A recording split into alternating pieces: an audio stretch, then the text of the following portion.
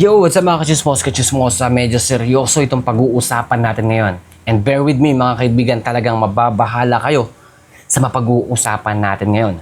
Dahil si Congressman Leandro Barsaga ay may banta. Laban, ano? For sure, yung mga kalaban niya ito.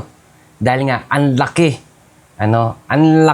ng mababago at madudulot noon sa buong Pilipinas, especially sa mga nakaupo ngayon sa gobyerno natin, pag inilabas niya yung Cabral Files. So yan ang ating pag-uusapan ngayong araw na to. And once again, salamat po ulit sa lahat ng mga patuloy na sumusuporta sa YouTube channel natin. Good news mga kaibigan, road to 10,000 subscribers na po tayo. And sa mga hindi pa nakakapag-subscribe, please don't forget to press subscribe button and click that notification bell para lagi kayong ma-update every time na mag-upload tayo ng mga bagong videos dito sa YouTube natin. And guys, support nyo rin po yung Facebook page po natin at yung ating TikTok account. So without further ado, umpisa na natin to. Let's go! Bakit ako maaring hindi makarating sa Blue Ribbon Committee hearing kahit na ako po ay nakatanggap na ng imbitasyon? Dahil marami nga pong nagsasabi na huwag kang magsalita at baka kung ano pang magyari sa'yo. Kaya ang mga files na hawak ko ay nasa mga USB. At kung may mangyari man sa akin, lalabas ang buong files na hawak ko. Kaya makakaasa po ang publiko na malalaman nila ang katotohanan patungkol sa budget ng DPWH at sa mga proyekto ng DPWH kahit may mangyari sa akin. Pero kaya ko po sinabi na hindi ako sigurado na makakarating ako sa Blue Ribbon Committee hearing dahil kung babasehan ko po sa mga ipinarating na sa akin at sa aking ina, hindi ko po alam kung ano po ang mangyayari sa akin bago mag Blue Ribbon Committee hearing. So sino nga ba si Leandro Legarda Leviste? Si Leandro Legarda Leviste ay kasalukuyang congressman ng Batangas 1st District. Siya ay prominente sa mga isyung may kinalaman sa umano'y anomalya sa mga proyekto at budget ng Department of Public Works and Highways or DPWH. Ano ang Cabral Files? At bakit ito controversial, especially ngayon na na-open yung mga simula na open yung mga flood control issues at iba pang mga budget sa gobyerno. Alright? So inangkin ni Leviste na may hawak siyang isang listahan ng mga prominent or proponents sa tinatawag na DPWH budget insertions na may na di umano'y nasa computer ng yumaong DPWH Yusek Katrina Cabral. Ayon sa kanya, ang listahang ito ay makatutulong sa investigasyon ng mga anomalya sa flood control at sa iba pang proyekto. So imagine, hindi lang pala about sa flood control yung mga nakalista doon sa files na hawak ngayon ni Leviste. So marami pa. Tama yung ating iniisip ng mga nakaraang videos natin na lalabas talaga yung mga nakawan na hindi lamang sa flood control, kundi marami pang iba. Okay? Ang Cabral Files ay naging sentro ng matinding debate. May nagsasabing hindi ito conclusive evidence. At may iba na mga naniniwala na dapat itong ilatag sa publiko o sa mga kaukulang komite. Ang Blue Ribbon Committee at ang pag-invite kay Leviste, so ito yung isa sa mga naging issue ngayon. Humingi si Leviste ng pulong kay Senator Ping Lacson na chair ng Blue Ribbon Committee para magsik ng payo kung paano haharapin ang Cabral Files kaugnay sa issue na yan. So balit, hindi ito natuloy agad dahil sa sobrang dami ng gawain ni Senator Lacson. Walang opisyal na balita na ikinansela or basta hindi lang talaga na ituloy dahil nga sa sobrang daming ginagawa ni Lacson. Okay? Ito Ito na mismo yung video na sinasabi natin talagang totoo nga na may nagbabanta talaga kay Leandro Leviste. Kaya isama natin sa panalangin natin itong tao to na talagang may malasakit talaga sa ating bayan at handang itaya yung buhay niya para sa kapakanan no, ng buong bansa natin. Alright?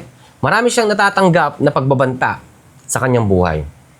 At sinabi niya na posibleng maglalabas siya ng mas malaking impormasyon laban sa mga opisyal kung sakaling may mangyaring masama sa kanya.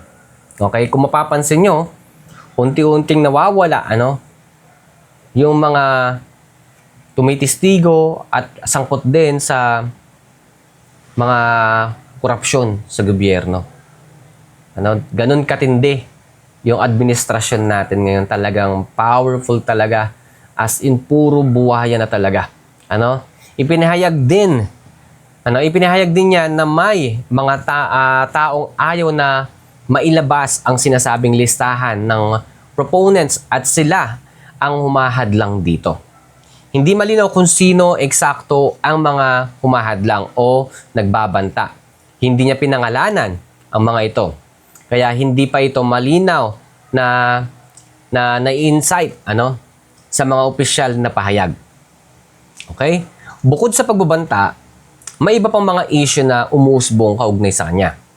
May mga opisyal mula sa DPWH na nagsasabing sapilitan umanong kinuha ni Leviste ang mga files mula kay Cabral. Diyan tayo, yun nga yung nasabi natin ng mga nakaraang vlog natin na parang ang hirap paniwalaan na nasasabihin nila na pinilit talaga ni Leandro na kunin kay Cabral.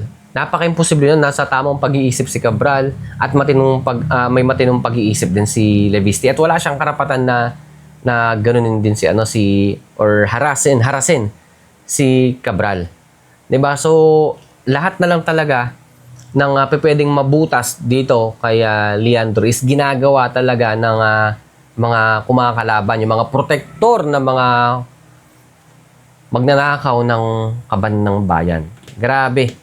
Kung sino pa, ito nga guys, kung sino pa yung nagtatanggol, at nagmamalasakit sa bayan, is yun pa ang kinukulong at kinakasuhan.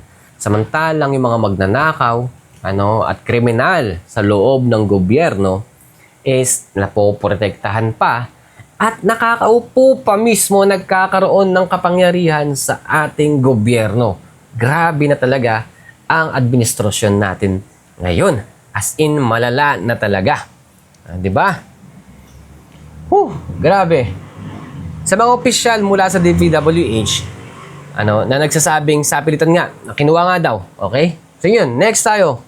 May mungkahi rin na naghain or maghain ng ethics complaint laban sa kanya dahil sa paraan ng pagkuha ng dokumento. Wala naman silang patunay na talagang, di ba, na pinilit niya na kay Cabral. So, wala rin silang patunay. Talagang haka-haka lang din yung mga sinasabi nila. Ang palas at ilang sektor ay nagsasabing ang dokumento ay hindi pa verified at hindi maaring ituring na ebidensya. Di ba? So, napaghahalataan na talaga yung ating administrasyon, yung mga protektor ng mga kurakot na tao, ng mga buwaya, na talagang pinagtatanggol talaga nila yung mga, syempre iniiwasan nila na masangkot din yung pinaka-boss nila, yung nasa pinakataas. So kayo na po yung mag-isip kung sino yun. Pwede nyo rin i-comment sa comment box natin kung sino ang sa tingin ninyong pinaka-boss talaga sa nakawan na yan. Aside sa mga pinangalanan na nga, grabe, pinangalanan na nga lahat ng mga matataas na nakaupo sa gobyerno pero wala pa rin nakukulong. Sinasabi nilang big fish, yung sila yung naunang mag-asawa, 'di ba? Sila Diskaya at yung iba pang mga contractor na hindi naman talaga kilala. Yun lang, pero hindi pa big fish 'yun kasi yung mga big fish talaga yung mga namumuno. 'Di ba? Yung mga matataas talaga sa kanila may katungkulan pa sa gobyerno. 'Di ba? So 'yun ang ginagawa nila kung bakit pinatatahimik talaga ng administrasyon ngayon yung mga taong kumakalaban sa mga korupsyon. Diba? Inuunti-unti nila na mawalan talaga ng kapangyarihan, ng boses, yung mga para sa masa talaga. At pag nangyari yun mga kaibigan, maaaring lumaganap na talaga yung korupsyon, krimen sa Pilipinas. Ngayon nga is talagang ang dami na ulit krimen, nakawan, patayan, at kung ano-ano pa ang nangyayari ngayon. Diba? So kayo, ano masasabi nyo kung sakaling talagang mapunuan na talaga at matalo talaga ng mga nakaupo sa gobyerno ng mga kurap, yung mga protektor na yan, no? Na matalo talaga yung mga kumakalaban sa korupsyon, yung mga kampi ng ating bayan. I-comment nyo po yan sa baba, mga kaibigan. So, bakit may pumipigil at may nagbabanta? Ano? Maaring dahilan kung bakit may humahadlang or nagbabanta. Ano, ang kontrobersyal na nilalaman ng mga dokumento ay posibleng may mga pangalan o impormasyon na hindi gustong mailabas ng iba. Tama yon. Political dynamics at procedural concerns sa Senado at Ombudsman tungkol sa tamang proseso ng investigasyon at paggamit ng ebidensya. Public perception at legal risk kung paano ipoposisyon ng iba ang issue para sa sariling political agenda o legal defenses. So, ayan. Di ba? Maaring yun yung dahilan kung bakit maraming humahadlang at nagbabanta, no? Dito kay Congressman Leandro Leviste. Alright? So, isama natin siya sa panalangin natin mga kaibigan na patuloy siyang ingatan. Okay? At nawawag silang masuhulan ng kahit anong pera, ipagpatuloy lang nila yung adhikain nila dahil for sure 101% kakampi nila ang buong sambayan ng Pilipino. So hanggang dito na lamang po itong vlog natin mga kaibigan. Once again, thank you so much po sa lahat ng mga patuloy na sumusuporta sa ina-upload natin mga videos dito sa ating YouTube channel. And guys, good news! Road to 10,000 subscribers na po tayo, and sa mga hindi pa nakakapag-subscribe, please don't forget to press the subscribe button and click that notification bell para lagi kayong ma-update every time na mag-upload tayo ng mga bagong videos dito sa YouTube natin. So guys, see you on my next vlog. Bye!